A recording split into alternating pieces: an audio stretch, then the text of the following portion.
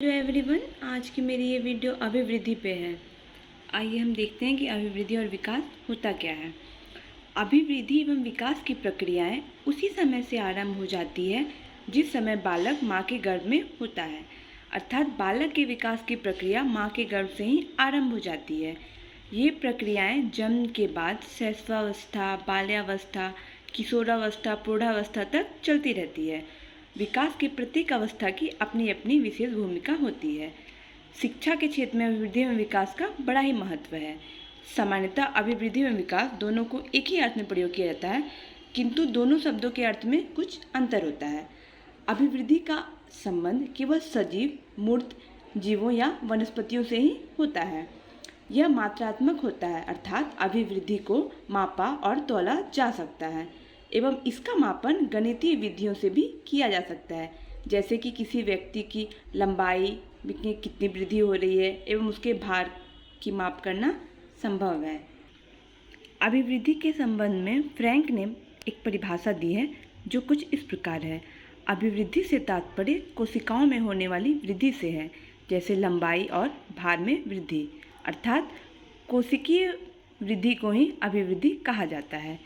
सोरेनसर के विचार में अगर हम देखें तो अभिवृद्धि शब्द का प्रयोग सामान्यतः शरीर और उसके अंगों के भार तथा आकार में वृद्धि के लिए किया जाता है। इस वृद्धि को नापा और तौला जा सकता है। व्यक्ति के स्वाभाविक विकास को ही अभिवृद्धि कहते हैं।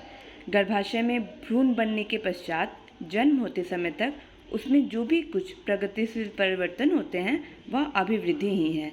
इसके अतिरिक्त जन्मोपरांत से प्रौढ़ावस्था तक व्यक्ति में स्वाभाविक रूप से होने वाले परिवर्तन जो अधिगम एवं प्रशिक्षण आदि से प्रभावित नहीं हैं एवं उदरवर्ती हैं, वह भी वृद्धि के अंतर्गत आते हैं। अभिवृद्धि एक जैविक प्रक्रिया है जो सभी जीवों में पाई जाती है, अर्थात अभिवृद्धि स्वतः होती है। अब हम देखते हैं विकास। संपूर्ण आकृति या रूप में परिवर्तन ही विकास कहलाता है। वास्तव में विकास संपूर्ण अभिवृद्धियों का संगठन है। विकास एक ऐसी प्रक्रिया है जो सतत रूप से चलती रहती है तथा यह अभिवृद्धि से अधिक व्यापक है, क्योंकि मनुष्य के शरीर में जो परिवर्तन होता है वह एक समय के बाद रुक जाता है, अर्थात समाप्त हो जाता है, परंतु विकास की प्रक्रिया उसके जीवन में निरंतर चलती रहती है, अर्थात जन्म से लेकर मृत्यु तक यह क्रमशः चलने वाली प्रक्रिया है। और विकास एक विशेष क्रम से होता है और भिन्न भिन्न आयु स्तर पर विकास की गति भी अलग होती है। विकास में परिपक्व अवस्था के लक्ष्य की ओर परिवर्तनों का क्रम निहित रहता है। विकास के परिणाम स्वरूप व्यक्ति में नवीन विशेषताएं, नवीन योग्यताएं प्रकट होती है। अर्थात व्यक्ति का विकास एक ऐसी प्रक्रिया है जिसका प्रारंभ जन्म के समय से ही हो जाता है और वह तब तक चलता है जब तक कि व्यक्ति पूर्णता को प्राप्त नहीं कर लेता।